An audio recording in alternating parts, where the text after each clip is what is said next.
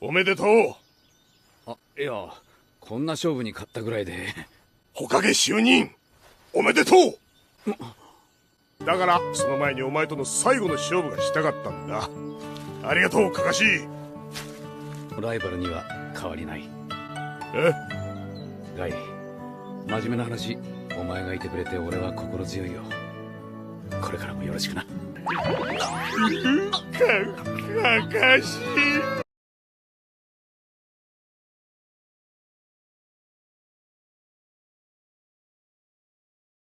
За сайн байцгаана уу? Эрхэм хүндэт үзэгчдээ энэ өдрийн мэндийг бол хүргэе. Улаанбаатарын цагаар 2026 оны 6 дугаар сарын 8-наас 9 шилжих шөнийн 2 цаг 30 минутанд буюу WWDC 2026 ивент дууссанаас 20 минутын дараа iOS 27.0 Developer Beta 1 үйлдвэрлэлийн систем маань хөгжүүлэгч нарт цацагдаж бол эхэлсэн байна. Хэдий үйлдвэрлэлийн систем маань одоо миний гар утсан дээр 8 GB-тай ирсэн боловч сул зай бол 24 GB-ыг бол шаардсан. Тэгээ утсан дээрээсээ хідэн зураг бичлэгнүүдээс устгаад үргэлжлүүлээд үйлдвэрлэлийн систем бол татаад бол явсан.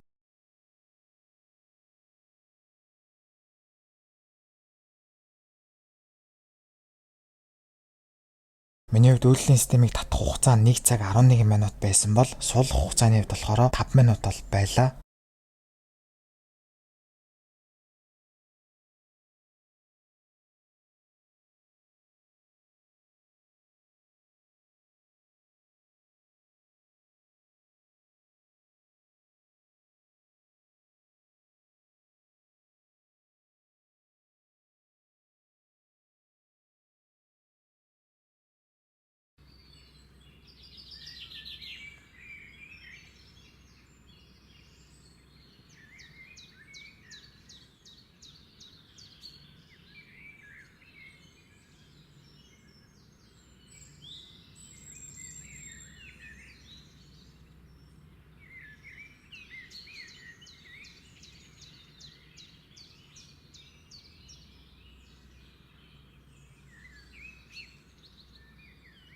Цоошин үйлдвэрлэлийн систем учраас шинэ мэдчилгээний менюгээр бол одоо эхэлсэн. Тэгээ та нар сонирхолтой хууднаас нэмэлт дүрсийг бол авсан байгаа.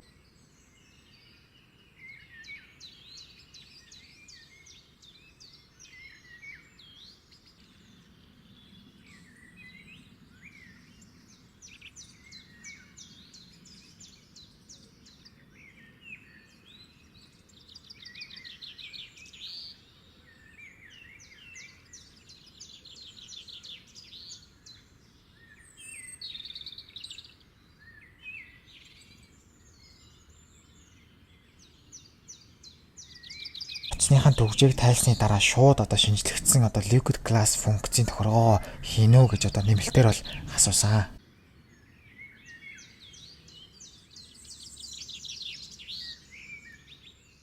За энэхүү болсон WWDC 26 ивентийг болохоор гихтэр ямар ч сан шууд дамжуулалт бол хийж чадсан дүрсийг нь бүгднийг нь бол харуулсан. За тэгээд одоо ирэх намар гарах iPhone 18-ын iPhone Fold ивентийг мөн адил өөрийнхөө гихтэрээ тухайн үед илүү чанартайгаар бол одоо та бүхэндээ бол одоо лайв стрим хийж бол явуулнаа. За тэгээд 100 болгоно л ер нь бол тэгээд шинэ бета гарахад ер нь бүх хэрэглэгчнэр л ер нь бол тэгээд нэг ийм нөхцөл байдалд бол ордог. За тэгээд миний үндсэн гар утас бол одоо жил болгоны 100 туршилтанд ороод ер нь бол аюу хэцүү бол одоо явдаг. За ямар ч сан ивент маань эхэлсэн Team Cook байсан. За тэгээ John Terence орлох хүн манж байсан. Тэгээд гэхдээ ивентэн дээр бол одоо John Terence гараагүй. Team Cook бол сүүлийн удаа ямар ч байсан аль бисний ивентээр орсон гэж бол бодоод байгаа. Ивентэн дээр хоёр ширхэг Easter egg бол гарсан юм байлээ. За эхний дээр яг WWDC-г танилцуулсан нэрийг нь дурдсан яг машины урд талын номерн дээр нь анхны Apple-ийн бол үүсгэсэн он сар өдрийг бол 76 оны 4 сарын 1 гэж бол одоо тавьж өгсөн юм байлээ. За хоёр дахь Easter egg маань нөгөө Lil Guy гэж жижигхэн Mac-ийн логотой зүйл бол ингээд яваад байгаа. Тэр бол одоо Easter egg маягаар ямарчсан бол ивентэн дээр хальт зугуугаад бол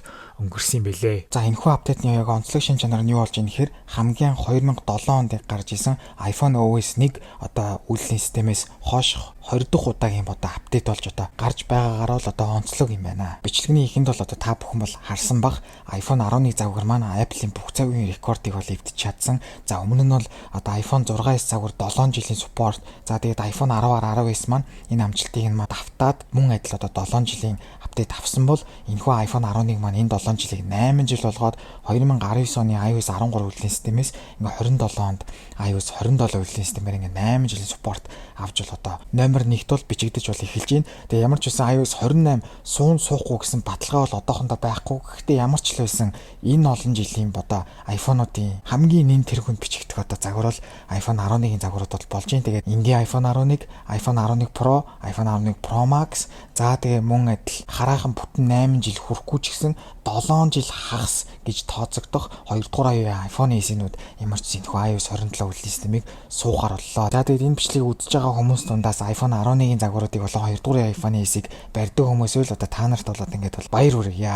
За тэгээд аль биесээр Apple-ийн вебсайтн дээр iOS 27 үйлдвэрлэлийн системийг iPhone 11-тэйгээ хамт харахад бол үнэхээр туйлын талархууштай бол санагдчихсан. За iPadOS 27 дээр харин юу болсон бэ гэхээр шөмжилд өртсөн зүйл маань 2018 оны iPad Pro хасагдсан. Энэ бол одоо жишээ нь техник хамж талаас яг тооцоолох юм бол үнэхээр бас гомдмоор үйл явдал болсон гэдгийг бол одоо нэмэлтээр интернетээр дүүрэн бол гомдлсон хүмүүс бас байсан. За macOS 27 үйлдвэрлэлийн системэд яасан бэ гэхээр ерөөсөө Intel-ийн чиптэй Mac-ууд маань бүгд бол хасагдаад доор хаяж одоо AM1-ийн Apple-ийн Silicon чиптэй Mac-ууд энэхүү үйлдвэрлэлийн системлөө болоод апдейт их боломжтой жагсаалтыг бол бүрдүүлсэн. За watchOS 27 бол бүр утгаар нь хоморглон бол устгасан байгаа.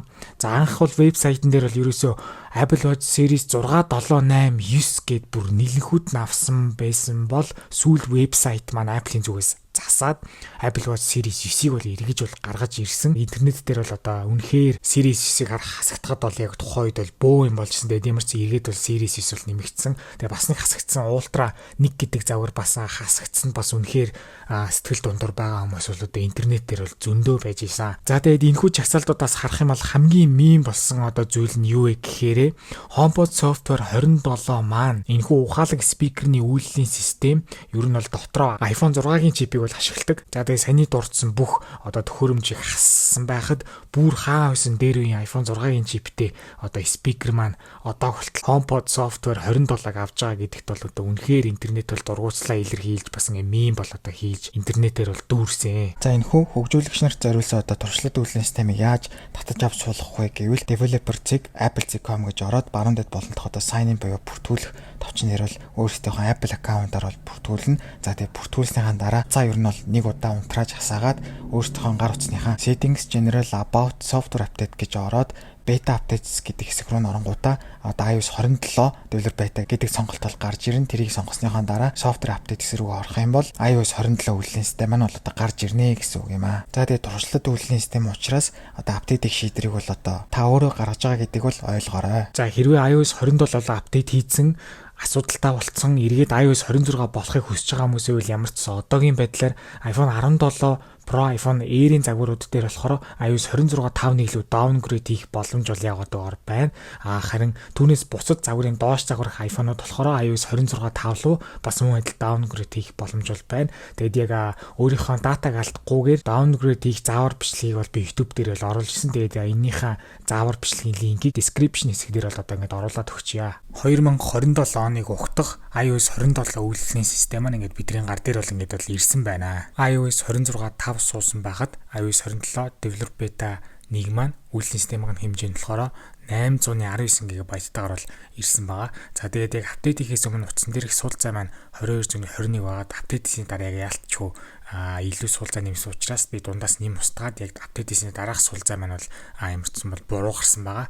За тэгээд өмнөх шууд юутаар харьцуулах юм бол скриншоттой харьцуулах юм бол parts and service history гэдэг хэсэг маань апдейт хийсний дараа iOS 27 дээр яг доогор зураастай яг кодны маягаар бичлэлтэйгээр бол гараад ирсэн. Энэ бол дараагийн бетанууд дээр бол засагдах бах. За тэгээд ямар ч үсэн үйлдвэрлэлийн систем маань код нь болохоор 24A 5355 жижиг Q-тэйгээр бол одоо гарсан байна. За YouTube сувг маань болохоор Bandan DVD бол хамтарч бол ажил харуулсан. Тэгээд миний бичлэгүүд ер нь бол одоо цаашдаа орон даяар телевизийн эфирээр бол одоо цацагтгаар болсон. Тэгээд намайг ер нь бол хаяа одоо зурагтаар одоо харах боломж одоо гарч байгаа. Тэгээд эдгээр одоо сувгуудаар бол намайг бодлоо гарч явах үеэр нь бол одоо үзэх боломжтой болсон байгаа.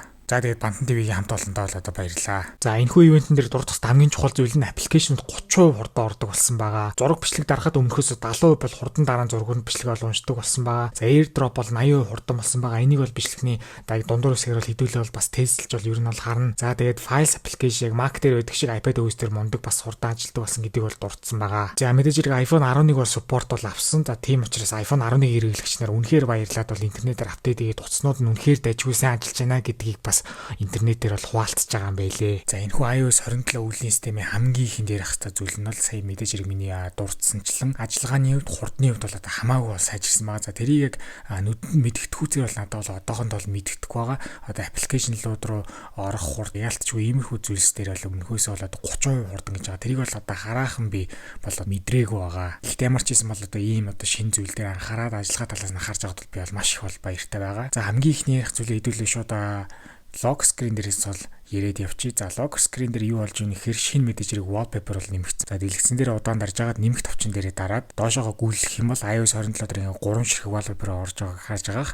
За эхнийхийг хэдүүлээ харах юм бол за ийм байдалтай бол харж байгаа. Энэ болохоор яг 3 сонголттойгоо automatic light dark гэдэг. Одоо light нь бол энэ байна. За dark сонголт нь бол ийм болох юм байна. За хоёр дахь нь болохоор яаж ийм нэхэр dynamic юм бэлээ. Юу н янз бүрээр өөрчлөлтүүд бол явна. За гурав дахь сонголт нь болохоор энэ дээр яг юу гэхээр хүссэн өнгөнийхөө сонголтыг бол хийх юм бэлээ. За тэгээд одоо жишээ нь цагаан үгийг сонголоо гэхэд бүр цагаан харагдуулах, за эсвэл арай нэг саарал даралт гэдэг ч юм уу яг өнгө үйлгийнхаа бас утгыг нь тухайн бүртэн гэж бол өөрчилж өгч ийсэн. Тэгээ бүр нарийн өнгөө сонгоё гэх юм бол та нар бол энэ дээрээс бол сонгоод өгч болно. За ингээд ямар ч wallpaper-ууд бол ийм байгаа. За тэгээ бас нэг өөрчлөгсөн зүйл юм гэхээр одоо цаган дээрээ хэдүүлээ дарж агаад баруун дэд булан дээр нь бол нэг юм одоо icon гарч ах тэр icon дээрээ дарах юм бол цаг маань бүр дээшлээд айгүй минималист хэлбэртэйгээр бол одоо дээж бол жижигхэн харагддаг болсон байгаа. Тэгээд ер нь анзаарах юм бол lock screen дээрээ бүр 6 wallpaper бол бүр нийлгүүд нараад цаг маань тэгэж бол одоо жижигхэн харагддаг болсон. За бас нэг анзаарах ёстой зүйл нь юу гэхээр wallpaper дэлгэцэн дээрээ тавьчаад ингээд хөдөлгөх мөчөд ер нь бол нилээн басан гэж болоо хөдөлж байгааг бол та нар анзаарж байгаах. За дараагийн ярих зүйл нь болохоор одоо яг lock screen-с home screen руу шилжих анимашн бол байгаа. За ингээд lock screen дээр байлаа гэж бодоход шилжихэд өмнөхөөс нэг арай өөр маягийн шилжилттэй анимашн бол анзаарчихсан. Нэг шүд бол өөр. За дэлгэцэн дээр удаан дарж агаад edit товчон дээр дарах байгаа тэр edit товч маань бол одоо бас шинэ бол юм icon-тай болсон байлээ. За дэлгэцэн дээр удаан дарж агаад application шилжүүлэх мөчөд бол арай ингэж удаанаар зуурж хөдөлдөг болсон байгаа. Илүү одоо өмнөхөөсөө бас илүү дайжгүй. Тэгээ яг шилжих мөчөд бас одоо гар утас маань haptic feedback өгч бол одоо чичирж байгаа. Тэгэд энэ бол бас нэлээд гоё бас өөрчлөлт бол санагдсан. За тэгээд одоо утсан дээрх бүх одоо аппликейшнуудын айкнуудыг анзаарах юм бол өмнөхөөс бол арай өөр болсон байгаа. Яг ерөнхийд нь яг харьцуулж тулж яг харах юм бол одоо яг өнгөний утгыг одоо зурган дээр яг vivid дээр тавихаар илүү одоо тод харагддаг болсон гэсэн үг. Одоо тийм байдлаар бол ялтчгүй арай бол өөрлөсөн байли. Өмнөхөөс арай илүү гоё тод бол болж өгсөн. Айкнуудыг харьцуулах юм бол ямар ч одоогийн байдлаар энэхүү 10 аппликейшн бол иймэрхүү ерөнхий байдлаар бол өөр болсон байна. Харин dark айкнууд нь болохоор өмнөхөөс одоо хар байгаа нь илүү бол одоо харуулж бол өгсөн байлээ. Тэрийг одоо хэдүүлээ бол харцгаая.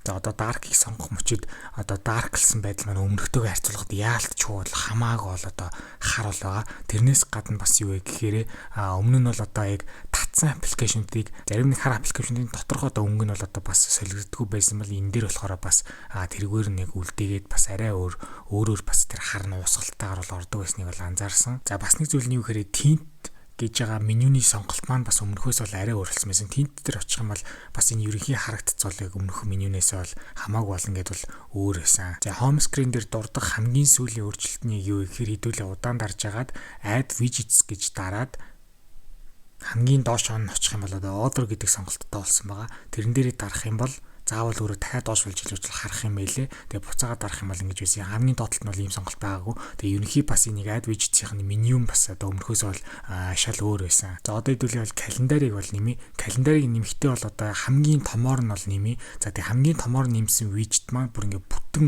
дийлэгц бол ингэж бол эзэлдэг болсон. Тэгээ өмнө нь бол ийм томоор widget бол тавьж болдгоо байсан. Тэгээд ямар ч байсан одоо ийм том хэмжээтэйгээр зарим нэг widget-үүд маань бол одоо бүтэн дийлэгц бол одоо эзэлдэг болсон. За мэдээж ингээд яг ерөнхийд нь анзаарах юм бол манай батарейны icon маань ингээд шал өөр болсон байгааг та нар анзаарж байгаа. Өмнөхөөс хамаагүй одоо том хэмжээтэй маягийн дүү болсон. За тэгээ lock screen дээр одоо notification байсан ч байгаа гэж вэ? Яг доороосоо notification харьяа гэд яваалангууд дэлгэц маань баг зэрэг доороосоо ингээд харалж байгааг бол та нар бол анзаарч болно. За тэгээд хэдүүлээ батарей ярьсны үргэлжлүүлээд control center-тэй холбоотой зүйлсүүдээ бол яриад явъя.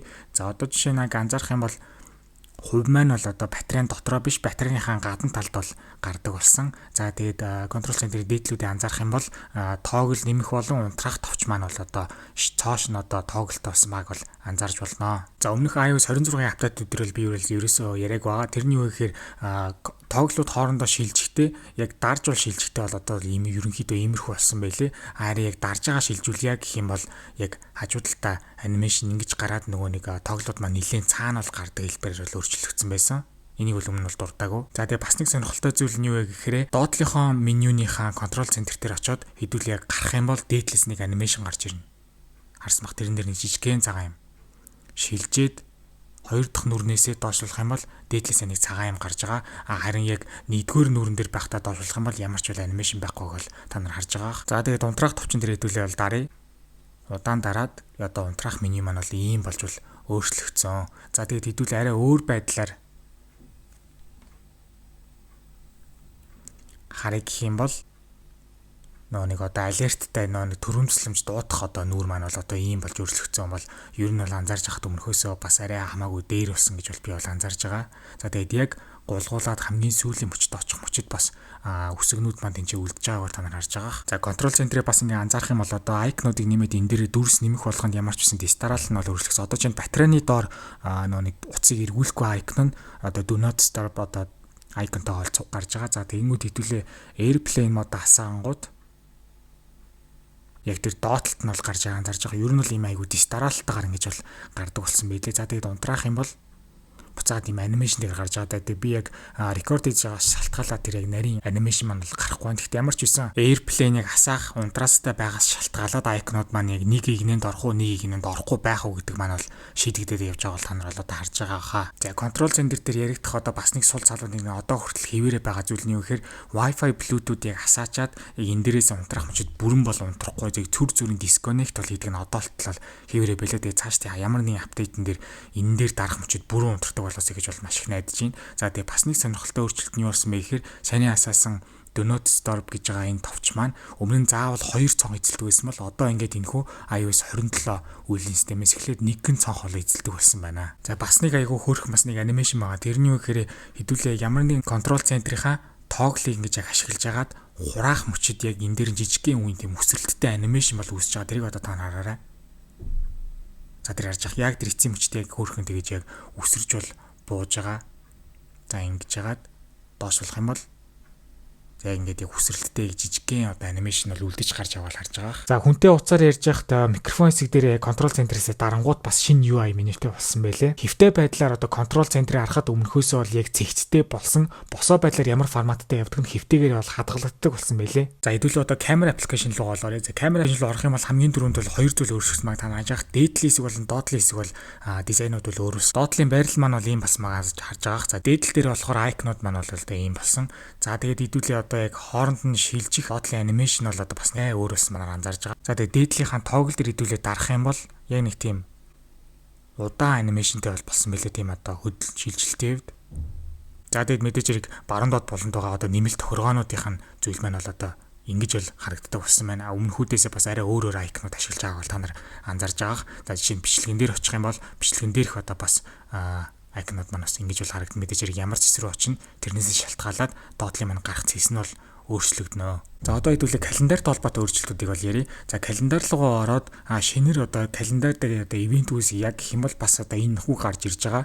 Меню маань бол одоо бас ингэ шинжилгэс маяг харж байгаа өмнөхөөс бол арай өөр байгаа. За тэгээд энэ дээр ямар нэгэн байдлаар одоо гэдэг чинь маргааш хөлбөмбөг 6 цагт тоглоё гэдэг ч маяг өгүүлбэрээр яг одоо хилээд гаргахад одоо цааталт нь AI энэ ажиллаад яг автоматар эдрийг нэг бүчлэн бүрт одоо нэг бүглэхгүйгээр шууд одоо эндээс нь ойлгоод автоматар бол ивентийг нь бол үүсгэх юм байлээ. Миний утсан дээр л ямарчсан бол тэхгүй байгаа. За бас нэг өөр сонирхолтой зүйл одоо хэлэхэд за хэдүүл FODMAP.com гэж ороод FIFA World Cup гэдэг байгаа. FIFA World Cup руу ороод за энэ бол нэмэлтээр л би та нарт одоо сонирхуулж хэлж байгаа. Sync to calendar гэдэг байгаа. За тэгчээд хэдүүл Apple-ийн календар дээр open гэдээ дарах юм бол календар дээр чинь одоо subscribe хийхийг гараад ирнэ. Тэгээ subscribe хийхийг зөвшөөрөөд хэлэх юм бол одоо энэ зууны болох дэлхийн аваргын бүх тоглолтууд финалийн тоглолт хүртлээ хизээ яг одоо Монголын цагаар яаж болохыг нь бол одоо нэг бүрчлээ оруулна. За жишээ нь өнөөдөр гэвэл одоо шөнийн 3 цагт дэлхийн аваргын нээлтийн тоглолт Мексик South Africa гэж байгаа одоо хоёр ба одоо үндэсний шигшгийн хооронд бол одоо болох юм байна. Тэгээд энэ бол нэлээд айтайхан байдаг. Энэ бол одоо бидний шиг iOS 27-гийн өөрчлөлт биш. Зөвхөн би хувьдаа яг хөлбөмбөгийн тоглолтуудыг үзэхдээ календар аппликейшн яаж ашигладгаа бол та нарт бол харуулж байгаа одоо жишээ шүү. За дараа нь бол хэдүүлээ одоо Maps application руу орё. Maps application дээр бол одоо харагдаж талаас бол өмнөхөөс бол хамаагүй супер болсон гэж бол хэлээд байгаа. За хэдүүлээ яг ойртуулж агаад тултлан гэж ойртуулж байгаа. Тэр 3 одоо яг хотуудын байршил яг ингэж харахад бол өмнөхөөсөө хамаагүй сайн болсон гэж бол хэлээд байгаа. Тэгээд ерөнхийд нь ингээ анзаархад би яг ядж хахад iOS 26 дээр Apple Maps application яг ингэж одоо бас шалгаагүй болохоор өмнөхтэй харьцуулж бол мэдэхгүй байна. Гэхдээ ямар ч байсан дараа гарах эсвэл одоо 9 сард гарах альбисны хөлбөр дээрээ энэхүү одоо хотуудын яг одоо бодит байдлын харагдсан нь бол хамаагүй сайжирсан гэж бол хэлээд байгаа. Би бол хөвдөө л одоо Apple Maps-ыг бол ашигладаг. За одоо хэдүүлээ цаг агаарын аппликейшн гэрээ. За цаг агаарын аппликейшн руу орох юм бол хамгийн түрүүнд юу анзаарч байна гэхээр одоо цоошны юм 3 шиг бас юм сонголттой болсон байгаа. Эхнийх нь одоо conditions буюу ямар хуу байгаа цаг агаар. За тэгээд бороо орох магадлал тэгээд хэр салхитай байгаа ингэж бол яг тусад нь ингэж 3 цэсээр бол хардаг болсон мэлээ. За тэгээд ерөн цаг агаарын аппликейшн ерөнхийд ингээ харах юм бол бас тэр доотлол шинэ микрофоны зүйл нэмэгдсэн байна. За тэгээд энэ 3 зэгэн дээрээ дарах юм бол бас энэ меню маань болоо өмнөхөөс арай өөр байгааг танил анзаарж байгаа.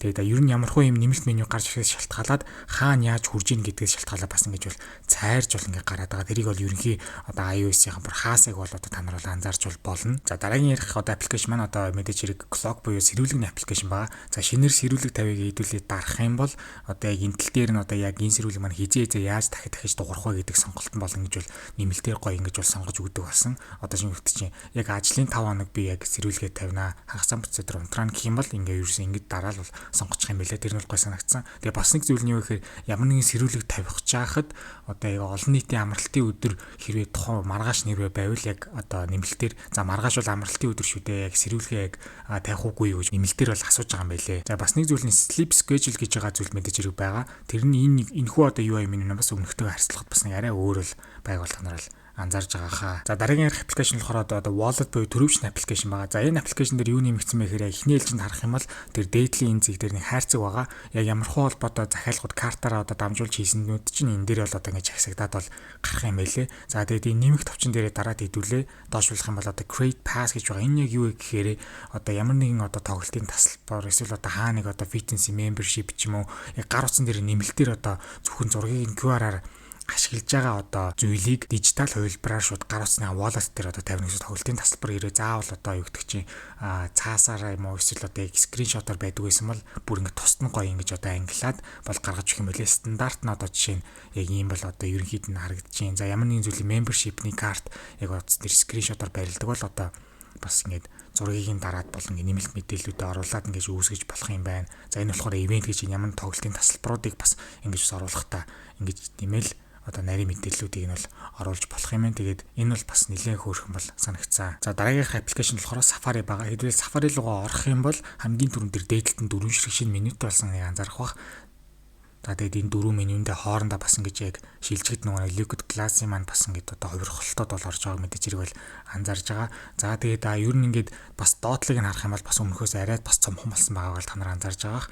За тэгээд маш олон ингэж линкүүд буюу одоо пэйжүүдийг нээсэн бахад энэ дээрээ дарж агаад бүх одоо табуудыг хай гэдэг товч байдаг байсан бол одоо бас юу вэ гэхээр энэ дээдлийн 3 цэгэн дээр дараад бүх одоо линкүүдийг нь бас копи хийе гэж анзаа. Зарим пэйж нь хоосон байгаа учраас саяныхтай 18 гэдээ бол зурж байгаа. Тэгэд энэ копи бүр 8 линк гэдэг нь бас гоё гэж байгаа. За тэгээд дээдлийнх нь search icon нь бас өмнөхөөсөө бас хамаагүй том гоё л харагдаж байгаа та нар анзаарж байгаа байх. За тэгээд search дээрээ дараад хэдүүлээ ингэдэ ерөнхий ингэ бичээх юм бол бас энэ UI миний маань өмнөхөөс бол шал өөр болсон баг та нар бол анзаарж байгаа хаа. За тэгээд одоо табууд шилжилтүүд бас яг одоо iPhone 10 дээрх одоо home gesture шиг бол ажилтгийг бол та нар мэдэх бах. Гэтэ ингэ шилжиж байхдаа ер нь бол одоо яг тэр зүйлүүд маань яг араараасаа ингэж гулсаж яг хэвдэлж байгаа анзаарч байгаа. Өмнө нь бол шилжилтүүд нь бол ийм байгаагүй. За тэгээд хэдүүлээ яг тухайн вебийнхаа энэ 3 одоо зүйл дээр дарах юм бол энэ дээр одоо manage extension гэдэг байгаа. Мэдээж хэрэг iOS 27 дээр бол дурдсан. Тэгээд ер нь бол одоо гар утсан дээр ямар extension гэж бас санал болгох шиг пассворттой холбоотой ч юм уу эсвэл AI-тай холбоотой юм extension-уудыг ашиглаж болно шүү гэж бол мэдээж хэрэг санал болгож гаргаж ирж ирсэн. Тэгээд өөрөө бас одоо extension бас хийн гэдэг байгаа. Тэрийг бас дараагийн имжлэгүүдээр илүү дэлгэрэнгүй бол одоо харуулнаа. За одоо хэдүүлээ message application талбайтай зүйлсийг бол ярилцъя. За хэмжээний хувьд аюу өндөр файл одоо зураг бичлэг явуулахад бол тусдаа бол юм баар бол гардаг болсон байгаа. За ингээд мессеж явууллаа гэж бодоход одоо тэрхүү одоо өндөр хэмжээтэй файлн дээр тусдаа ингээд одоо баар бол явж байгаа харж байгаа. Энэ бол бас бол маш их гоё өөрчлөлт. За тэрнээс гадна юу гэхээр хэдүүлээ нэмэх төвчин дээрээ дараад доошлуулах юм бол за энэ бас одоо баг байна. Тэ ард талд нь одоо миний text field-ний зүйлс нэмэлтээр л харагдаад байна. Ингэж байгаа юм бол зүгээр болох.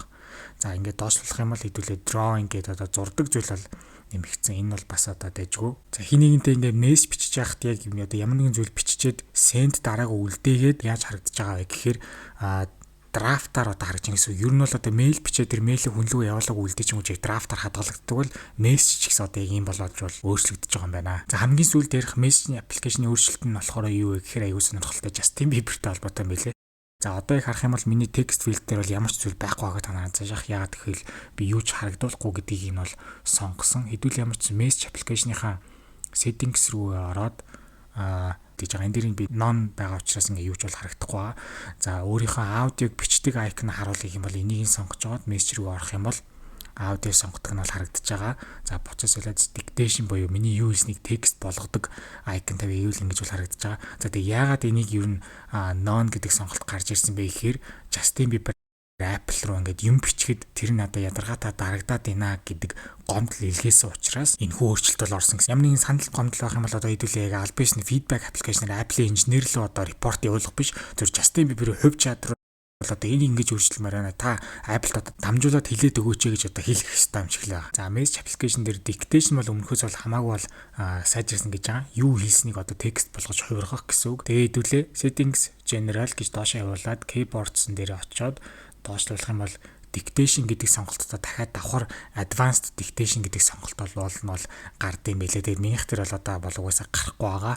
За тэгээд ямар ч dictation-ийн хувьд бол мэдээж хэрэг бол сайжирсан. За keyboards-тэй бас нэг өөрчлөлт нь юу гэхээр хэдүүлээ ингээд зураг copy доод мессежн дээрээ ирээд keyboard руу нээх мөчид зурагнаас одоо paste хийх үү гэж асууж байгаа. Шууд ингэж дараал зураг маань бол одоо гарч ирж байгаа. Энэ бол бас нэлээд бас гоё өөрчлөлт бол санагдсан. Notification маань гарч ирэхдээ одоо бүтэн дэлгэцтэй iPhone-ууд дээр зүүн талаасаа бол одоо ингэж хөдөлж бол гарч ирдэг болсон байгаа. Миний утсан дээр бол тийм биш байгаа. За Dynamic Island-тай iPhone-ууд дэвд таймер сонгоод гаргахад Dynamic Island маань томроод бас ийм шин UI менютэй бол болж өөрчлөгдсөн. За дараагийн ярих чухал аппликейшн болохоор settings байгаа. За хэдүүлээ settings руу орох юм бол хамгийн ихэнд гарч ирж байгаа зүйл нь index in process гэж. Индекс нь бол одоо л ингээд уншаад бол яваад байгаа. Тэгээд ер нь цэнэглээстэй хэвээр нуцаа удаан байлгах тусам индексний процесс маань бол илүү хурдан дуусна гэж бол хэлж байгаа. Тэнгүүд ер нь бол би уцаа цэнэглээстэй байдлаар ер нь бол нэлээд л ер нь удаан байлгах байгаа. Ер нь бол бараг ганц 2 хоног бол бараг болж ин. Тэгээд энэ процесс маань бол одоо хүртэл одоо явж байгаа. За ер нь бол индекс процесс дуусны дараа ер нь утсан дээрээсээ гар утсан дээрээсээ ямар нэгэн зүйл хайхад тэр одоо функц маань бол одоо сайн ажиллана бол гэсэн үг. За Liquid class-ны талаар шүүмжний одоо твит бол орсон байсан. Энд бол ерөөсөө тунгалаг шил биш, тунгалаг одоо power шиг харагдаад байна гэдгийг бол хэлсэн байлээ. За хэдүүлээ доошлуулж агаад одоо appearance гэдэг хэсэг рүү очоод Liquid class гэдэг хэсэг рүү орох юм бол ингээд цоошин менютэй болсныг бол та нар анзаарж байгаах. За мэдээж хэрэг тухайн функц бүр дээр тунгалаг байдлыг хамгийн тунгалаг дээр нь тавих уу эсвэл одоо хамгийн тунгалаг биш дээр нь тавих уу гэдэг сонголт бол байгаа. За тэгээд ерөнхийдөө л яг 3 цэг бол байгааг анзаарж байгаа. Яг дундаж дээр нь тавих уу? За эсвэл бүр яг тулах уу? Үгүй юу. За тэгээд яг жижигэн дээр нь авч гонт бас нэг жижиг нэг тийм айкных нь хөдөлгөөн бол байгаа. За харж байгаа. Тэгээд жижигхэн тийм бол хөдөлгөөн бол байгаа. Тэгээд хамгийн тунгалаг дээр нь тавих юм бол бас яг систем дээрээ бас ашиглангууд ерөнхий яаж тунгалаг байдал нь харагдах вэ гэдгийг энэ дээр яг одоо превью маягаар бас ингэж бол хараад байгаа. Тэгээд энэ дээр нь байгаа менюний хүртэл бас ингэж бас яг жинхнээсээ iOS дээр байгаа юм шиг бас хооронд юм бол юм интеграцтай юм байлээ. За тэгээд энэ хүү Liquid class-н дээрх одоо хамгийн дээдлэлт нь байгаа энэ газар бол Apple Park буюу Apple-ийн одоо төв офис бол байгаа. Энэ зургийг нь бол бас рекламдах маягаар хамгийн дээдлэлт нь бол ингэж бол тавьсан байсан. Тэгээд appearance хэсэг дээр энэ хэсэг дээр нь болохоор iOS 26-гийн одоо wallpaper бол байгаад байгаа. Дараагийн апдейтн дээрээ iOS 27-гийн бас үндсэн wallpaper болж өөрчлөгдөх баха. За одоо хамгийн тунгалаг дээр нь бол тавьсан. Хамгийн тунгалаг дээр нь тавиад ямар ч байсан шилжилтүүдийг хийхэд бол одоохондоо бол одоо ингэж бол анзаарэгдэж байна. За тэрнээс гадна хэдүүлээ бас фолдерыг бас ингэ явуулах мөчид бас ардталт нь бас яг яаж илүү тунгалаг байдал маань цуг ингэж одоо хөдөлж байгаа бол та нар бол анзаарж байгаа. Үлдэнгүүдийг бас яг тунгалаг байдал нь бас ингэж гоё үлдэж байгаа бол анзаарж байгаа хаа. Ялцчгүй тунгалаг байдлыг нь хамгийн одоо эцдээр нь тавьсан байгаа болохоор бар арт талынх нь одоо зүйлсүүд маань хүртэл одоо тунгалаг байдал нь яаж бас явж байгааг бол та нар бол анзаарж байгаа. За keyboard ингэж байлаа гэж бодоход арт талаар нь одоо меню явангууд бүр ингэ арт талд нь одоо keyboard-ны арт талд ингээд тунгалаг байдал маань бас байгаа бол та нар бол анзаарж байгаа. Энийг би өмнө нь ялцчгүй анзаардаггүй байсан. За settings-ээс хэдүүлээ доошлуулж байгаа sounds and haptics зэрэг орох юм бол ер нь шал өөр менюнуудтай болсон байгаа анзаарж байгаа. За хамгийн энэ төрөнд дурдцуул нь болохоор дуудлагын аянаасаа тусад нь сэрүүлэгний аяда системний аяыг нь бол тусад нь бол одоо сонгодог болсон. Энэ өөрчлөлт бол бурхан багш минь энэ бол одоо нэлээд л удаан хүлээлгдсэн бол өөрчлөлт бол мөн. За энэ сонголтуудыг нь хасаах юм бол дуудлагын ямар чанга байгаагаас хамаарч яг адилхан бол болгож байгаа. За дуудлагын аятай адилхан чанга байхгүй гэх юм бол яг чиний хувийн тохиргоонод бол одоо нэмэлтээр бол ингэж бол гарч бол ирж байгаа. За тэгээд тэрнээс гадна анзаарах юм бол input буюу микрофоны сонголт, за тэгээд хамгийн доотлолт нь спикерний сонголт гээд микрофон спикерний сонголтууд бас яг энэ хэсгээр цугтаа бол ингээд бол ирсэн байгаа. Одоо жишээний үгтгчийн дуудлагын аяа суллаад сэрүүлэгний аяа би бол дандаа чанга тавьдгаа гэх юм бол одоо яг ингэж бол үлдээж бол болно. Screen time-тай өөрчлөлтүүд бол зөндөө бол орсон. За тэгээд ер нь UI менюг нь ерөөд нь анзаарах юм бол бас өмнөхөөсөө арай бас одоо цомхон бол харагдаж байгаа бол та нар бол анзаарж байгаа. Хэдүүлээ Wi-Fi руу орчод тухайн Wi-Fi-ныхаа инфо гээд i товчон дээрээ дарангууд яг нэмэлтээр одоо Wi-Fi-ны мэдээлүүд гараад ирдэг. Тэгээд яг тухайн Wi-Fi маань Wi-Fi-ны ямар технологи ашиглаж байна, хэддүгээр үеийн Wi-Fi-ны технологитой байна гэдэг нарийн мэдээлэл нь бол ингээ арталт нь бол ингээд бол гардаг болсон байлээ. За бас нэг сонирхолтой өөрчлөлт нь юу гэхээр ер нь интернет дээрээс харсан яг нэг дугаарыг хоёр гар утсан дээр ашиглаж байгаа гэдэг бас нэг тийм бол тохиргоосон. Гэхдээ яг settings дээрээ хайгаад mobile service дээр очиод хайх юм бол тийм тохиргоо бол харах юм бол гарч ирэхгүйсэн. Гэхдээ ямар ч юм нэг дугаарыг хоёр гар утсан дээр ингээд бол байлгаж байгаа гэсэн бол тохиргоо бол одоо яригадаад байгаа. За хэдүүлээ settings дээрээ subtitle гэдэг одоо settings-ийг хайгаад хамгийн дээдл рүү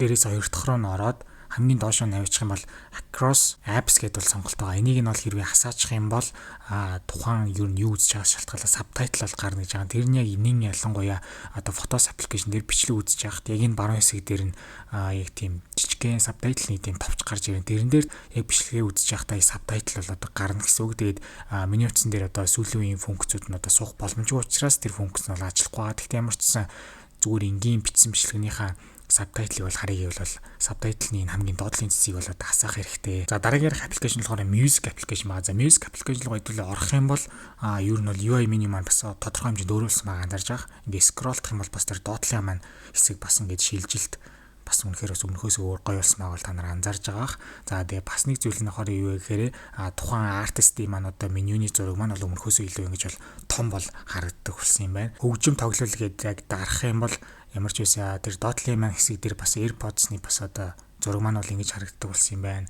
За тэгээд хэдүүлээ өөр аппликейшнээс дуу тавиад лог скрин дээр ямар ч ингэж харагдаж байгаа бас AirPods-ны лого бас ингэж харагддаг болсон. Тэгээд бас анимашны шилжилт нь бас өмнөхөөсөө арай илүү сайн бас мараа өмнөхдөрөө бас арай нэг жоон гацалтай бол мэдрэгдэг байсан бол одоо энэхүү iOS 27 дээр бас энэхүү шилжилт бол бас дажгүй бол анзаарэгдэж байгаа. Сонирхолтой зүйл нь юу вэ гэхээр энэхүү тоглуулж байгаа одоо энэхүү зүйлийг notification шиг адилхан ингээд clear бол хийж үл ингээд болох юм байлээ. Тэгээ хамгийн гол нь clear-ийн дараа буцаад гаргаж ирж болохгүй байгаа. Би тэгээд Spotify, Apple Music хоёрыг тус бүрчлэгийг арилгацсан болохоор одоо хоёулаа эргэж гарч уцаа заавал унтрааж хасаасан дараа эргүүлж одоо тэр нь бол гарч ирэх юм шиг байна. Тэгээд ямар ч ингэж бол арилгаж бол болдог болсон байгаа. За дараагийнх өөрчлөлт нь болохоор AirPods-тай холбоотой байгаа. За AirPods маань тусдаа бол аппликейшнтэй бол болсонгүй. За дотроо бол гэхдээ одоо settings дээрх меню нь бол одоо баг зэрэг бол өөрчлөгдсөн байгаа.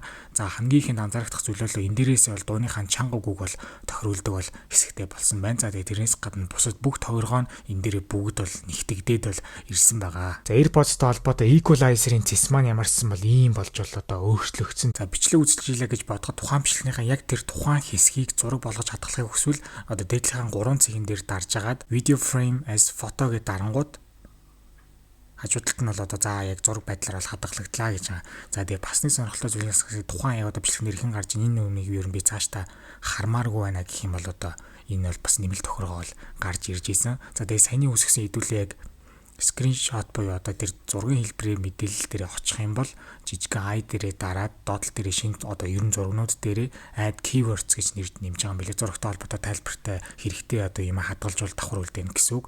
Яг ингэж үлдээгээд тухайн одоо зурган дээрээ keyword ингээд хадгалж болж байгаа. За дараагийн ярих зүйл нь болохоор App Store-тай холбоотойгоо. За App Store-д хэдүүлээ ороод ямар нэгэн аппликейшн ингээд одоо татъя гэх юм бол шинээр одоо худалдаа авалтын одоо энэ хүү UI menu маань бас ингэж бол гарч бол ирж байгаа. Apple Pay-ээр төлбөр хийхэд бас UI menu маань шинжлэгдсэн байлээ. За дараагийн аппликейшн болохоор Find My байгаа. Find My руу хэдүүлээ орох юм бол Mi гэдэг дээр очоод share my location гэдгийг одоо хэдүүлээ унтраах гэж оролдох юм бол ийм сонголтуудтай болсон байна. За өнөөдөртөө л миний байршлыг харж байгаа хүмүүст бол харагдуулахгүй гэж бол дарж болно. За тэгээд энэ нь болохоор юу гэхээр яг энэ товчлуурыг одоо дарах мөчид чи хинтээ гэр бүлийн хүмүүс ч юм уу найз нөхдөд хинтээ хуваалцчихсан бол тэр хүмүүс чинь чамайг энэ тохиргоог унтраалаа гэдгийг бол одоо мэдэхгүй юм бэлээ. За ингээд яг хадгалсан контакттай хуцаар ярьж байгаа тухайн яг контактн дээрээ хэдүүлээ тэр хүний төрсөн өдрийг хэрэг оруулсан байх юм бол тэр үнэлгээ яг тухайн өдрөө одоо ингээд хоорондоо ярих юм бол яг залгаж яхад энэ үний өнөөдрийн төрсөн өдөр шүү гэдээ яг солиот буудаад ийм анимашнтэй маш гоё одоо UI меню бол одоо гарч исэн. Тэгээд энийг бол би яг санамсаргүй байдлаар яг энийг бол скриншотоор хийж болж чадсан. За ингээд FaceTime-аар залгаж явахдаа бас доотлын маань 3 icon бас өмнөхөөс арай бас хөөрхөн бас цомхон бас бол харагддаг болсон. Хоёр талын камерыг зэрэг ажилуулдаг сүүлийн үеийн iPhone-ууд одоо FaceTime-аар ярьж явахдаа хоёр камерыг нь хоёуланг нь бол харуулдаг болсон байлээ. За хэдүүлээ Health application руу ороод яг search хэсэг дээр очих юм бол search бод browse хэсэг дээр очих юм бол одоо энэ хүү гарах icon-ууд манд бол цоош нь бас юм одоо өөр л харагддаг болсныг бол анзаарж байгаа. За дараагийн аппликейшн болохоор Home-тай холбоотой. Home руу хэдүүл орох юм бол бас одоо мэдээж хэрэг доотлын маань тэр шилжилт нь бусад аппликейшнтайгаа адилхан бас юм бол шилжилттэй болсон. За тэгээ нэмэлтээр одоо мэдээж хэрэг Home application дээр камер зоож ашигладаг бол одоо 4K support бол бас ингээд бол орж ирсэн бол гэж байгаа. Тэр нь бол одоо маш сайн сайжруулалтанд бол тооцогдно. AirDrop-ны хурд бол нэмэгдсэн гэж байгаа. Энийг гэхдээ Apple-аас нэмэлтээр нарийн тайлбар бол хэлээгүй. Би хэдий одоо iOS 27 үйл нийслэл апдейт хийсэн ч гэсэн одоо нөгөө хүлээж авч байгаа төхөөрөмж маань iOS 27 биш эсвэл юу гэдэг чинь macOS 27 бишээвэл бас яг хурданд бол нөлөөлөх үгүйг бол би бол одоохондоо бол тестлэх боломжгүй байна. Тэг ямар ч гэсэн одоо яг маш өндөр одоо файлтай бичлэгийг MacBook руу macOS 27 доош үйл системлээ явуулахад бол хурд нь бол ойролцоогоор бол ийм байна. Тэгээд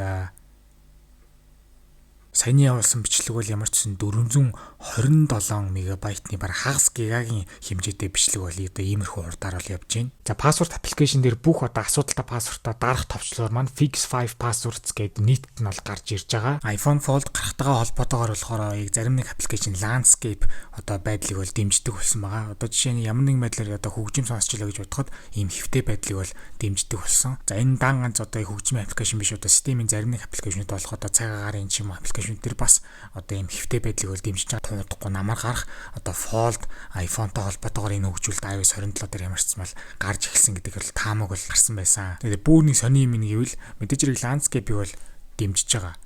За тэгээд яг ингэж бол харагдаж байгаа. Тэнгүүд бол бүр ингэж хэвтэйгээр хүртэл зарим аппликейшн дээр ажилладаг байгаа. Яг хэр багийн бас иймэрхүү зүйл бол байдаггүй. Тэгээд ямар ч гэсэн бүр ингэж бол хөгжмийн аппликейшнэр чинь энэ яг адилхан. Бүр ингэж одоо хүртэл эргээд байгаа. Тэгээд энэ бол одоо маш сонирхолтой. Ийм сонин юм харах ялцгүй бас заримдаа бол ялцгүй сонин байдаг. Тэгээд хамгийн гол нь яг энэ төр аппликейшнээс ирэхээсээ гадна яг манай home screen маань яг ингэж эргүүлэнгүүт яг хэвтэй байдлаар ажилтдаг байдал одоо хамгийн сүүлд iPhone 6 Plus дээр ингэдэг байсан. Тэгээд iPhone 6 Plus-аас том дэлгэцтэй iPhone 19 Max гэдэг гар утас гарчаад одоо landscape байдлыг бол дэмжихгүй байсан. Тэгээд хизээ ийм landscape байдал орж ирэх мэ гэдэг байдал яг үндэ бол бүр iPhone Fold гарч ижил одоо энэ функц бол ер нь бол одоо гарч ирэх юм шиг байна. За macOS үйлдвэрлэлийн систем дээр яг iPhone-ыг mirror хийхдээ бол одоо томсгож бол болдог болсон. Энэ нь болохоор бас мөн адил iPhone Fold-ийн бас одоо tease гэж бол одоо ойлгож бол болох юм байна. За CarPlay дээр touch мэдэрдэггүй байсан бол одоо ингээд touch мэдэрдэг болж байгаа юм байна. Хөгжим сонсоход. За хүүхдийн Apple аккаунтыг өдөрдох тал дээр бол үнэхээр бол сайжирсан. Хүүхүүд аппликейшн татхад эцэг эхээсээ бол зөвшөөрөл авна. Хүүхүүд ямар нэгэн вебсайт руу ороход эцэг эхээсээ зөвшөөрөл авна. Хүүхүүд танихгүй дугаартай харилцахад эцэг эхээсээ зөвшөөрөл авна. Тухайн аппликейшн вебсайтыг ашиглахад эцэг эхүүдийн зүгээс яг аль өдрүүдэд хэдэн цагт бас орох эрхийг нь зөвшөөрлөгийн тусгай бүрчлэн бол одоо өгнө. За ивентний хамгийн чухал зүйл болох одоо манай Apple-ийн модель маань Google Gemini модельтэй цуг ажиллаад Siri AI функцүүд маань бол одоо орж ирж байгаа. Энэхүү Siri AI үйлдэлүүд маань одоо сүүлийн iPhone буюу iPhone Air, iPhone 17 Pro дээр доорож 12 GB-ны RAM-тай болон M4 болон түүнээс хойших чиптэй iPad-ууд за тэгээд доорож 12 GB-ны RAM-тай Mac-ууд болон бас M3 болон түүнээс хойших чипүүдтэй Mac-ууд дээр Siri AI функцүүд маань бол ажиллах юм байна. Энэ тэгээд ер нь бол Apple Intelligence-ийн үйлдэлээсээ тусдаа яваад байгаа. Тэгээд энэ нь бол ер нь бол толгой эргүүлэм. Өмнө нь Apple Intelligence дэмжижсэн одоо төхөөрөмжүүд бүгд яг энэхүү 27 дугаар систем дээрх бүх Apple Intelligence шинжлэсэн системүүдийг бол хүлээж авна. Гэхдээ энэхүү Siri AI функцүүд маань бол зөвхөн энэ дурдсан одоо төхөөрөмжүүд дээр одоо ажиллана гэж бол ойлгоод байгаа. Мэдээж хэрэг Siri маань бол тустай аппликейшнтэй бол болж байгаа. За тэгээд дараагийн developer beta 2 дээр Siri-гийн аппликейшн суух боломжгүй утаснууд дээр би яг яаж энэ аппликейшнийг ажилуулах зааврыг болоод beta 2 бичлэгэн дээр бол та нарт бол дурдъя. Тэгээд ямар ч гэсэн аппликейшн дээрээс яг ChatGPT-ээс асуух уу, Google Gemini-гаас асуух уу гэд нарийн сонголтуудыг нь бол тухай бүртэн сонгож өгөх юм бэлээ. За тэгээд Siri маань хоолой нь бол хамаагүй одоо гоё одоо болж бол сайжирсан байгаа. Зүгээр хэдүүлээ сонсцгоё. Jaws said, "Team, these apricots are peak. Have they always been this good? Why has no one told me? I'm telling you, man, I've been changed. Clear the fridge. No, clear all the fridges. Hi, let's find the right voice for you. I'll practice some things I like to say while you listen. Let me try this one out. You have one new message. Here's another one. Your timer is set for 1 minute. Now for some directions.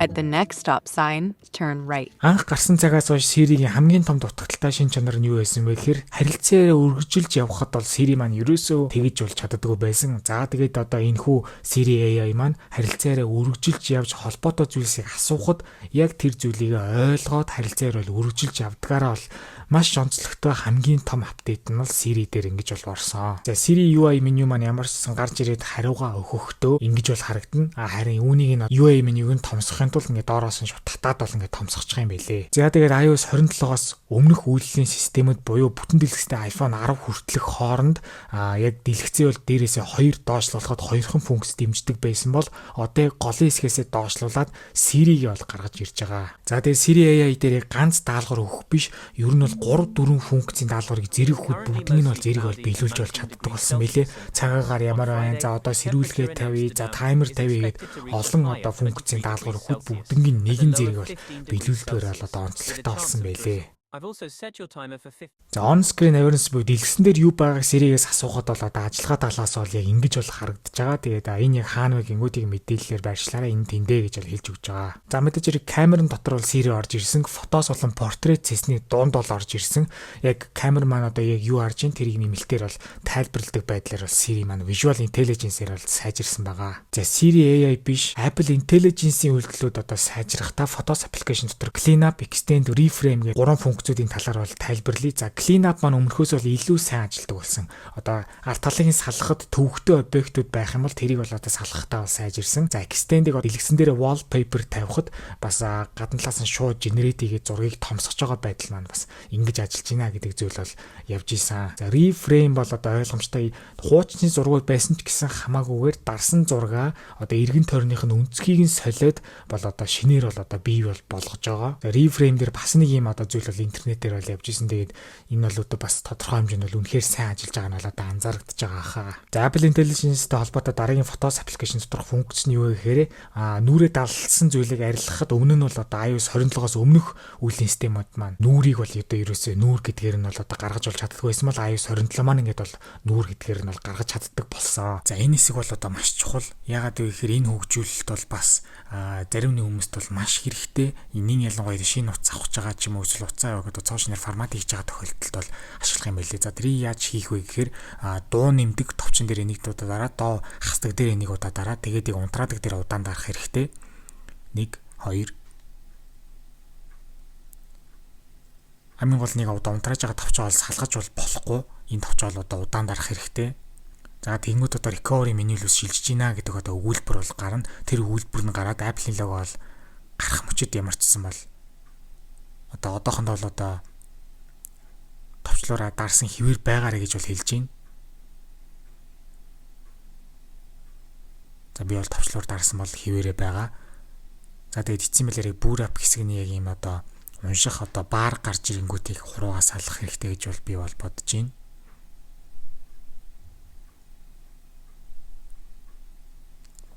За одоо л энэ хороогаа салгаж болох бах. За тэгээд энэ хүү зүйл маань юу гэхээр iOS 27 үйлдвэрлэлийн систем дээр цоошноор орж ирсэн recovery одоо сонголтууд бол байгаа. Тэрэн дээр одоо ямар меню бол гарч ирж байгаа хэдүүл болохоор би энийг бол одоо хоёр дахь удаа бол туршиж байна. Эхний удаа туршихад бол яалтчгүй жоон гацал талаас дэлгэсний доотлол дээр хар пикселүүд гарах гэх мэтчлэн бол асуудал бол байсан. Одоо хоёр дахь уншуулгад одоо ямар хөөрчлөлт байх нь яа хэвээр байна. Сая харалсныг бол та нар бол анзаарсан бах. Тэгээд ямар ч байсан ийм бол цоошин мэд байсан. Хамгийн За миний дийлэгц бол шууд ийм бүдэг болчихлоо. Ялч утсал халж ах шиг байна. За эхний сонголт нь болохоор recovery assist буюу одоо яг утсан дээр чинь одоо үйлдвэрлэлийн систем талаас ямар асуудал вэ тэрийг илрүүлээд засна гэж байгаа. За хоёр дахь нь болохоор diagnostic mode буюу энэ утсан дээр ер нь одоо hardware болон software буюу одоо техник хангамж бол үйлдвэрлэлийн систем талаас ямар асуудал байгааг илрүүлнэ гэж байгаа. Одоо жишээ нь хуучин одоо хэрэгжилж исэн iPhone авах гэж байгаа бол яг энэ одоо recovery menu дээр ирээд тэр утасныхаа яг энэ цэцгийг гаргасныхаа дараа diagnostic гэдэг дээр хэдүүлээ ороод одоо яг рестартыг дарангуудын утсан дээр чи ямар асуудал байна, hardware software бүгдийг нь бол гаргаж ирэх юм байна. Энэ бол бас маш гоё өөрчлөлт. За ирээсээ бол content and settings буюу утсаа форматыг сонголт.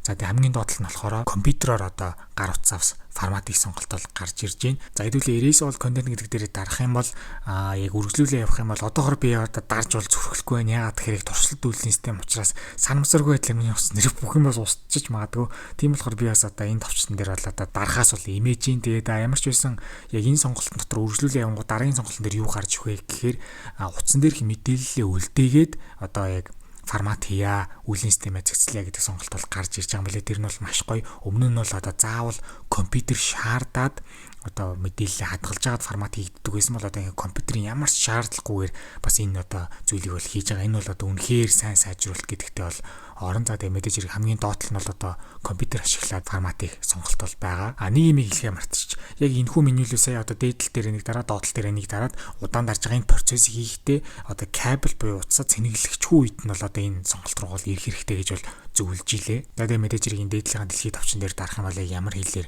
өргөжлүүлж авахыг бол сонгож болно. За тэгээ буцаагаад энгийн байдал руугаа буцаад шилжээ гэх юм бол баруун дээдлийнхаа энэ товчон дээр дараа зүгээр restart гэдээ бол дарчин. За тэгээ хэдүүл яг энэ дээрээ restart хийх мөчид миний одоо iOS 27 дээрх үйлдвэрлэлийн системтэй 3 дугаар үеийн iPhone SE маань яг эдийн секундэд одоо буцаж хасахыг бол шалгацгаая.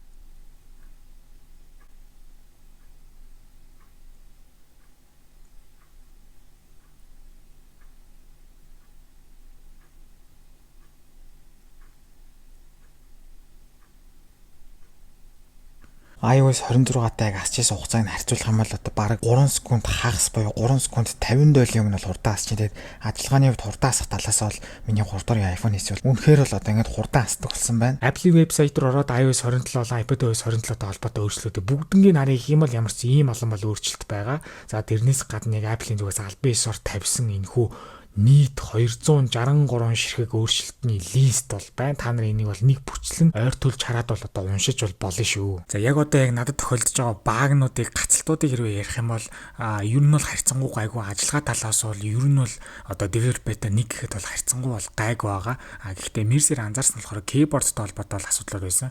Ямар нэг аппликейшн руу ороод keyboard заримдаа гарч ирэхгүй заавал оруулж гаргаж яг нарийн үйлдэл хийж бол keyboard нь бол гарч ирээд исэн. За скриншоттой бас нэг зүйл бол юу яасан бэ гэхээр яг ямар нэгэн зургийг хэдүүлээ яг одоо скриншот хийснийхээ дараа яг ингэж бол хадгалангуут бол зүгээр бол ажиллаад байгаа. Харин яг скриншот хийгээд тэр скриншотыг одоо ийм жижигхэн харагдуулъя гэж янзлангууд яаж байгаа гэхээр тэр янзлсан зураг маань яг хэвээр бол үлдээд байгаа. Тэгэхээр яах ёстой вэ гэхээр скриншот хийснийхаа дараа л яг янзлж ийж бол скриншотны янзлалт нь бол хадгалагдаад байгаа. За үйлдвэрлэлийн систем болгон дээр бенчмарк оноог нь бол яриад явж байгаа. CPU хэсгийн single core score нь бол одоо 2266 оноо аваад дундж авдагаас чүд дээшээ бол оноо авсан.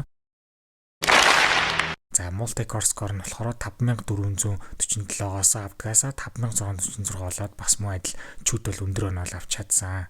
За харин GPU хэсгийн хувьд болохоор 18903 оноо аваад бас муу адил чүд бол өндөр оноо авч чадсан. Гэхдээ ерөнхийд нь харьцуулж харах юм бол iOS 26 дээр явдаг байсан оноонуудтай харьцуулахад энэхүү iOS 27 дээр бол арай бас тэгж өндөр илүү оноо авч чадаагүй. Яг нэг чүд дээшлэл бол авсан байгаа. За үндсэн үйлдвэрлэлийн систем дээр бол би үзэгч нараас бол одоо заавал одоо яг тухайн үйлдвэрлэлийн систем дээр ямар байгааг бол одоо бичээрэй гэж бол гуйдаг бол за энэхүү одоо туршлагатай үйлдвэрлэлийн систем дээр бол би бол тийм бол зүйл бол гуйхгүй Гэхдээ хэрвээ та нар ямар нэгэн байдлаараа энэхүү туршилт үйлдвэрлэлийн системийг суулгасан бол яг developer beta 1 iOS 27-гийн эхний одоо beta 1 дээр хэр байна вэ гэдгийг бол коммент дээр бичиж бол бусдтайгаа одоо хуваалцж болно шүү. Намайг үздэг хүмүүстээ зориулж Discord сервер бол нээсэн. Тэгснээрээ та нар хоорондоо юм бичих боломжтой болсон байгаа. Тэгээ би энтэйгээ гоё нээлттэй бол харилцаж байгаарай.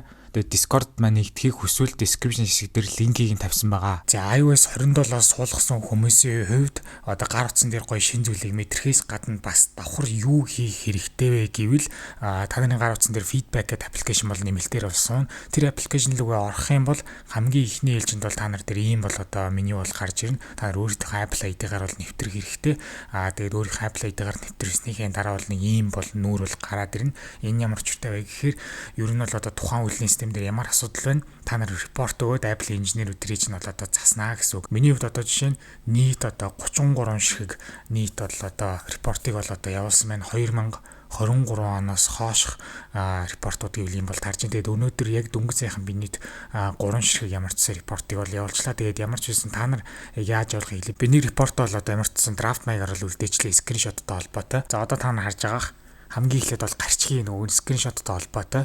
За тэгээд яг ямар асуудал нэг хаана үүсч ийн гэдэг дээр бол би Photos application-ыг нь бол одоо зааж өгсөн. Скриншот гэдэг тусад нь бол одоо зүйл бол байдгүй юм байна. За тэгээд фотосоо сонгоод яг одоо ямар асуудал гарсныг нь бол нарийн тодорхойлох хэрэгтэй. Ямар ажиллах ёстой, тиймээр ажиллахгүй байгаа юу? Эсвэл одоо application шууд гацаж гарч ийн үү? Эсвэл application одоо удаад ерөөсөө ингээд хариулт үзүүлэхгүй тооч мэдрэхгүй байна уу? Эсвэл одоо батарей толботой асуудал гэдэг сонголтууд байна. Тэгээд би бол яг яалтчгүй скриншотны асуудал бол ялж incorrect behavior гэдгийг нь бол сонгосон. За дараагийнх нь болохоор яг зурган дотроос яг юутай холбоотой гэхээр скриншотн дээр edit хийж байгаа учраас editтэй холбоотойг нь бол сонгосон байгаа. Тэгээд iCloud асаасна гэсэн би бол үгүй гэсэн. Яг хизэнээс ер нь одоо энэ зүйлсүүд тохиолдсон бай, хамгийн сүүл тохиолдсон бай гэдэг дээр би анхны бетаны гарсан өдрийг нь бол хэлсэн байгаа.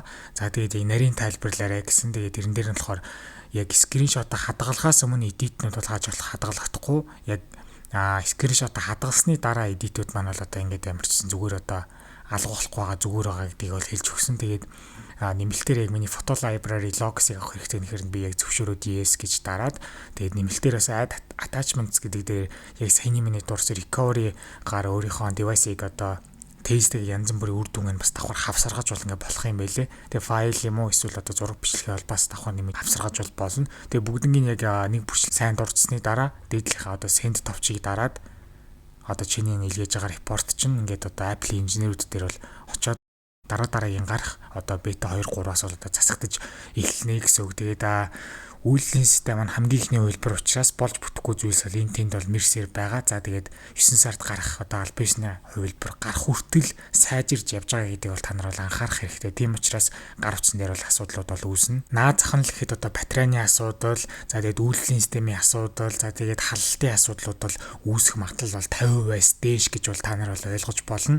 Харин нэмэлтээр одоо татж авдаг аппликейшн бол мэдээж хэрэг байгаа. Энэ аппликейшнүүд хувьд юу гэхээр iOS 27.0 developer beta 1 зориулсан бол апдейтыг гаргаагүй учраас татаж авч ашигладаг аппликейшнуудын хувьд мөн адил бас одоо зүгээр энгийн ажилтгаасаа энгийн ажиллаж чадахгүй доголдлууд бас үүсэх магадлал 50%-аас дээш гэж бол та нар бол ойлгож болно шүү. Тийм учраас бас яарч бас энэхүү апдейт руу бол бити хийгээрээ зүгээр туршиж байгаа хүмүүс л апдейт хийдэж шүү. За тэгээд эцсийн байдлаар дүгнэлт болгоод зөвлөгөө болгож хэлэхэд энэхүү үйлдвэрлэлийн систем нь одоо хөгжүүлэгчнээс зориулсан учраас энгийн ард иргэд дор ээж бол 9 сар хүртэл бол альбисны хувилбарыг гартал бол хүлээх хэрэгтэй. Тэгж чадахгүй гэвэл саяны эрсдлүүдийг бол одоо өөрсдөө та нар толгой дээр бол одоо хүлээж авна гэсэн үг. Бета 1-ийн хувьд маань ямар ч гэсэн бол ингээ гарчлаа дараагийн гарах бетанууд буюу зуны 3 сарын турш гарах одоо 7-оос 10 ширхэг бол одоо туршлага хувилбар бол гарна 7-оос 10 хоногийн зайтай. Тэр болгоныг нь бол би дуртай YouTube дээр бол бичлэг болгоод бол оруулаад бол явна. Тэгээд цуг байж одоо бичлэгийг маань үздэг хүмүүстээ бол ингээ баярлаа. За тэгээд ерөнхийд нь яг миний утсан дээр ер нь анзаарах юм бол анх суулгахад бол үнэхээр амар бол халсан. Бусад асуудлуудыг бол хаяа ингээд контрол центр гаргахад бол ер нь бол аюу гацаад байгаа. Тэгээ кейборд заримдаа бол бас жоохон гарахаа жоохон гацаад байгаа. Скриншотыг шууд скриншот хийсэн даруйдаа яг хийсэн эдитнүүд бол ажиллахгүй. Яг заавал дараа нь орж иж бол одоо эдит маань бол ингээд ажиллаж байгаа. За бусдаар бол тэгээд ерөнхийд ажиллагаа талаасаач тэр ерөнхийд ингээд анзаарах юм бол iOS 27 маань миний одоо ямарчсан 3 дахь iPhone SE дээр бас ч гэж тун одол давгүй бол ингээд ямарчсан явж байгаа. За батарейны хувьд ярих мал угаасаа миний утасны батарей бол угаасаа будаа болсон. Гэхдээ бүр нэг аим шигтэй бүр сүрцэн бол одоо бүр будаа болсон биш. Ерөнхийд нь бол яалтчгүй харьцуулахад өмнөх iOS 26 5 үеийн системээс бол хамаагүй бол одоо хурдан бол дуустдаг болсон. За тэгээд дараагийн хамшлагаар узлаа түр баяртай. WatchOS 27 дээр шүмжил дагуулж байгаа зүйл нь юу вэ гэхээр walkie-talkie гээ цагаараа хоорондоо ярьдаг функц маань бол хацагдсан байгаа. Энэ бол одоо эргэж орж ирнэ гэж бол бодож байна. iPadOS дээр Siri-г ажиллуулахад тэр гарч ирж байгаа drag-ны функц бол үнэхээр сайн бол ажиллаж байгаа. Яалч ийм нарийн деталн дээр Apple-ууд үнэхээр сайн ажилладаг. Тэгээд тэр нь ч гэсэн хэрэглэгч нарт үнэхээр бол одоо гоёор бол тусдаг. macOS 27 үйлдвэрлэлийн системийн хувьд бол өмнө нь байсан Mickey Mouse-ийн Bailey-ийн загвартай бол одоо mouse-ыг бол эргэж бол авчирсан. За Mac үйлдвэрлэлийн системийг нэмэлтээр iPad залгаад дэлгэцээ бол одоо 2-3 болгож бол болдог. Touch удирдлага бол байдгүй байсан бол тэр нэмэлтээр тавьсан iPad-ын дээр одоо яг touch ашиглаад удирдах болдог болсон нь ирээдүйд touchтой MacBook худалдаанд гарах одоо эхний tease-ийг бол одоо Apple-ийн зүгээс өглөө гэж бол хэлж ирсэн.